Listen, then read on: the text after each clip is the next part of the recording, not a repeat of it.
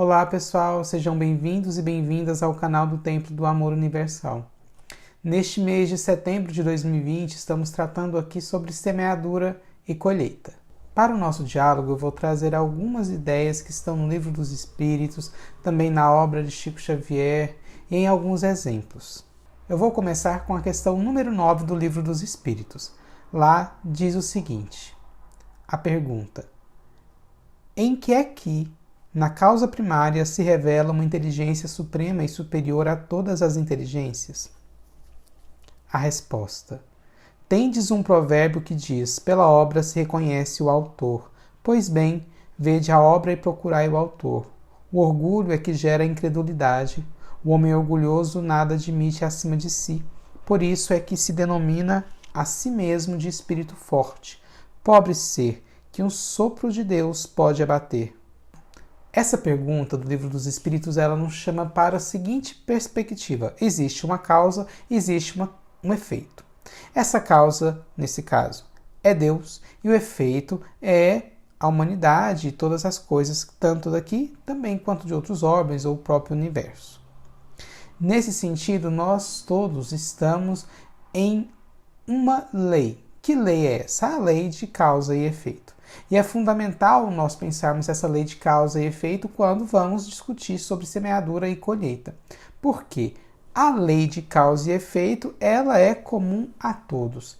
É como se ela fosse inerente ao ato de estar em Deus. Estando em Deus, e agora eu vou trazer o exemplo para nós vivenciamos a ação e a reação. As plantas também, os animais também, os planetas. Todos nós, na lei de causa e efeito, atuamos com ações e reações. É como se a lei de causa e efeito é o dado. E nesse dado nós colocamos ela em prática com as nossas ações e as nossas reações. Eu gosto muito de pensar essa lei de causa e efeito, bem como ação e reação, nas bem-aventuranças que Jesus nos trouxe, que Jesus nos legou para que nós pudéssemos construir o reino de Deus ou o reino dos céus em nós. Diz o seguinte: bem-aventurados os pobres de espírito, porque deles é o reino dos céus. Bem-aventurados os que choram, porque eles serão consolados. Bem-aventurados os mansos, porque eles herdarão a terra. Bem-aventurados os que têm fome e sede de justiça, porque eles serão fartos. Bem-aventurados os misericordiosos, porque eles alcançarão a misericórdia. Bem-aventurados os puros de coração, porque eles verão a Deus. Bem-aventurados os pacificadores, porque eles serão chamados filhos de Deus. Bem-aventurados os que sofrem perseguição por causa da justiça, porque deles é o reino dos céus. Bem-aventurados sois vós, quando vos injuriarem e perseguirem e, mentindo, falarem todo mal contra vós por minha causa. Essa construção aqui das bem-aventuranças, ela parte de um princípio. Se você, por exemplo, nesse caso é manso, você herdará a terra. A colheita, nesse caso, é a terra. A semeadura é a mansuetude. Em outro momento, bem-aventurados que choram, porque eles serão consolados. Então, é uma tessitura as bem-aventuranças a partir, dessa lei de causa e efeito. E você coloca ações. O interessante das bem-aventuranças é que nós temos as ações e também as reações, à medida que você está em Deus e para a construção do reino dos céus. Ou seja, as bem-aventuranças estão num contexto de lei de causa e efeito. E as ações, como ser manso e herdar a terra, são ações. E elas são, então, a ação e a reação. Porque algo chegará. O interessante nessa lei de causa e efeito é que em alguns momentos podemos pensar, então ação e reação podemos vincular à lei de Italião.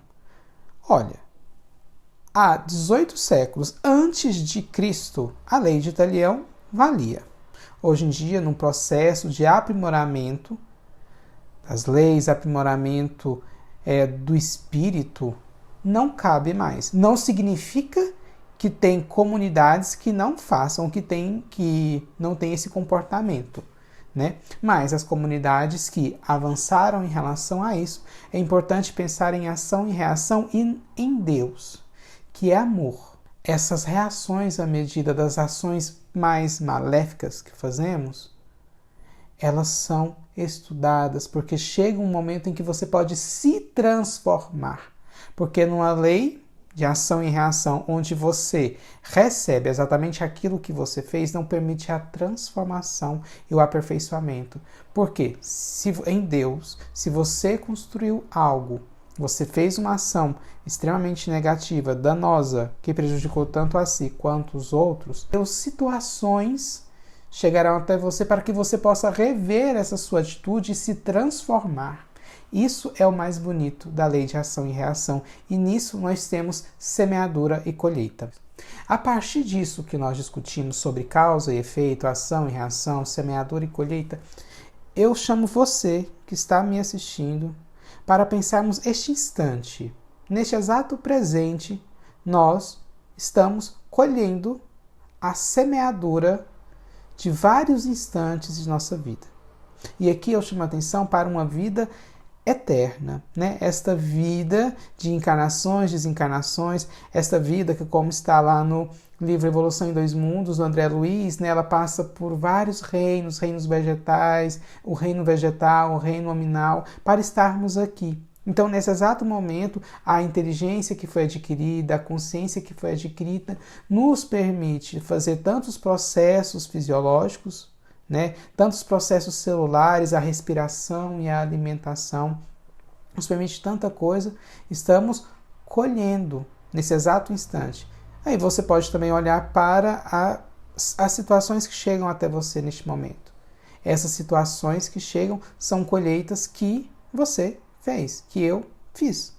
Então, o nosso presente ele traz a colheita do que semeamos, tanto nesta vida quanto em outra, seja numa encarnação passada ou numa desencarnação passada.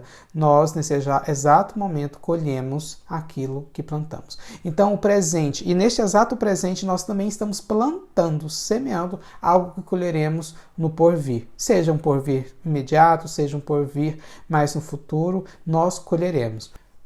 Para pensarmos ainda mais sobre essa questão da semeadura e da colheita, eu gosto muito de um livro chamado Dicionário Espírita. É um livro muito simples, psicografado pelo Chico Xavier, onde ele traz palavras, né, ele organiza enquanto dicionário, só que a partir do pensamento espírita. E lá você tem André Luiz, você tem Emmanuel, você tem Meimei, entre outros.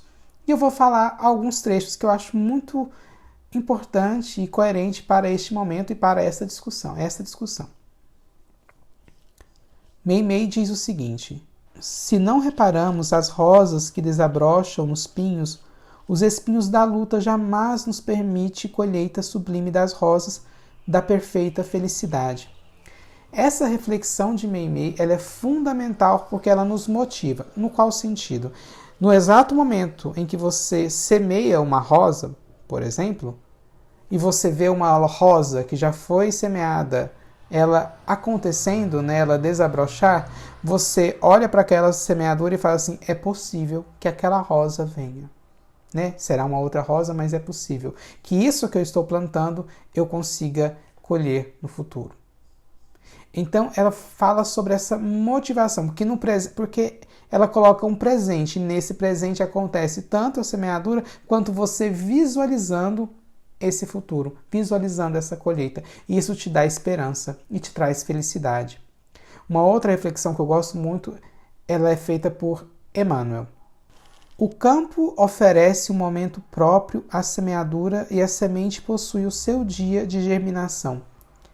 Emmanuel nos chama a atenção para o seguinte: o campo já existe e ele está próprio para receber aquela semeadura. E o seu momento exato de germinação também acontecerá no dia certo, na hora certa, né? Tudo dentro dessa harmonia divina. Tem um poema do Casimiro Cunha nesse livro Dicionário Espírita que eu acho tão bonito. Diz assim: na colheita rica e farta, a golpes de segador, a farinha delicada passou no triturador. essa ideia da farinha delicada, né, que fica tão sensível, tão fina, que ela se dissipa no ar tão facilmente, e que essa farinha utilizada, ela nos ofertará, no mínimo, o pão.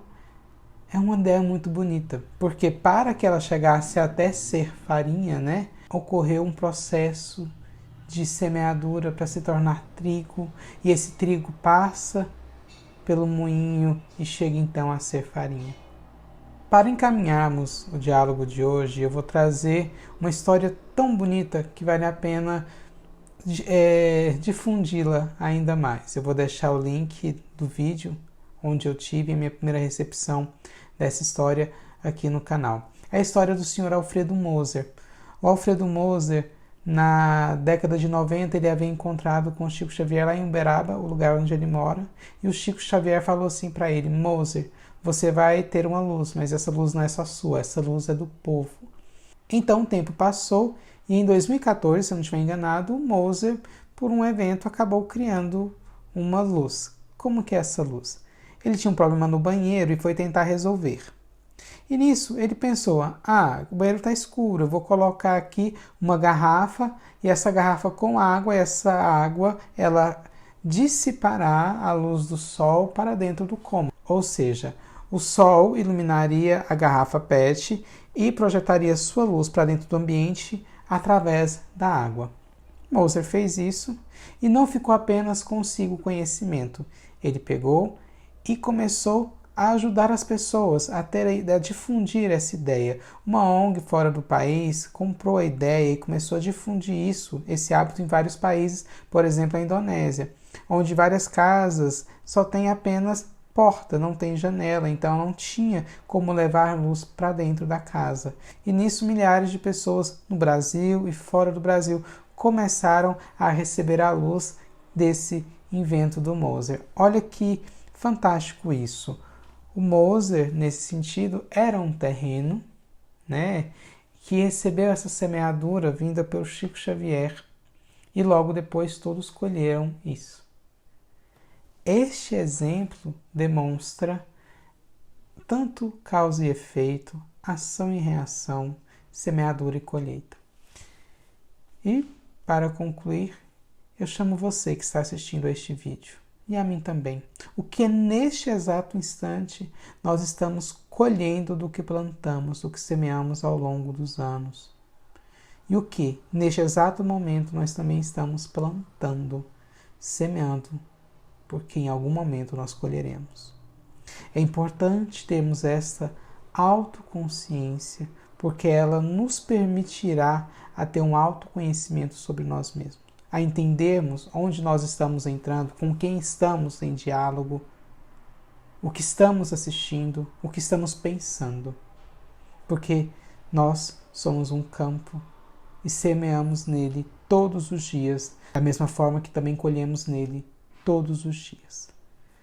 Muito obrigado pela oportunidade e é isso.